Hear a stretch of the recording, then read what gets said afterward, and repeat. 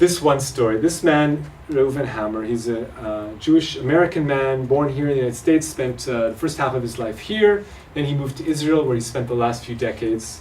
And Reuven was disgusted, just like you and me, by the racist remarks of Israel's chief rabbi. He was thoroughly repulsed by the book, the King's Torah, and the fact that some Israeli Jews went ahead and put it into practice and burned these babies, okay? Yes, he said enough is enough. And this man, he's one of the leading rabbis of the conservative movement of Judaism, one of the largest movements in Judaism in the United States. And he decided to write a religious responsa. And he convinced all of his fellow conservative rabbis on the board of rabbis that adjudicate matters of Jewish religious law. And he convinced them, they all signed off on it. It was voted unanimously to approve. And what they did was they said all the laws of Judaism that are racist, we are canceling them. We are making them null and void. From now on, forevermore, the laws that existed that were based on racism no longer exist, no longer apply. In his words, quoting from the Psak Din, there are passages that talking about the Jewish religious texts, there are passages that depict Gentiles as inferior to Jews and sometimes even as less than human.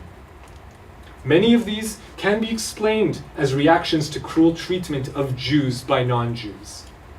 Okay, we can understand some of them with the historical context of the persecution that Jews went through, that some of them would be so angry as to write racist remarks after the fact. But some, however, go far beyond that. And therefore, we reject the ideas found in Jewish writings that consider Jews to be inherently superior to Gentiles. These concepts shouldn't be considered part of accepted Jewish belief. Not for us and not for any other Jew. If you believe that, you shouldn't be allowed to call yourself a Jew, they say. And let's break it down into specifics. He says, it is forbidden to murder, rob, cheat, deceive, or otherwise harm a non-Jew. A strong statement against the elimination camp. But that's not enough. Also, all rules discriminating against Gentiles are no longer authoritative. They are intrinsically immoral. A strong stand against the domination camp. And then he goes even further. Laws intended to keep Jews from contact with idolaters are no longer valid. A strong statement against the segregation camp. All of those three racist ideologies, a strong statement against all of them. And that's what we need to see more of. If this man can find the courage in his life, in his world, to get together his colleagues, his peers, and speak out against this racism, then why can't we? Why can't every one of us? I'm not asking everyone to become a Superman. I'm not asking people to go above and beyond, but I think that in every one of our lives, there's a way that we can take a stand, a strong stand against racism in all of its myriad of forms.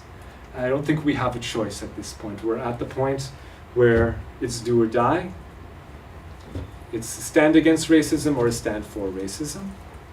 And I hope that we will find the strength of this man and other men like him, like Reuven Hammer, who are taking that stand against racism in our own lives and in the lives of our friends and families.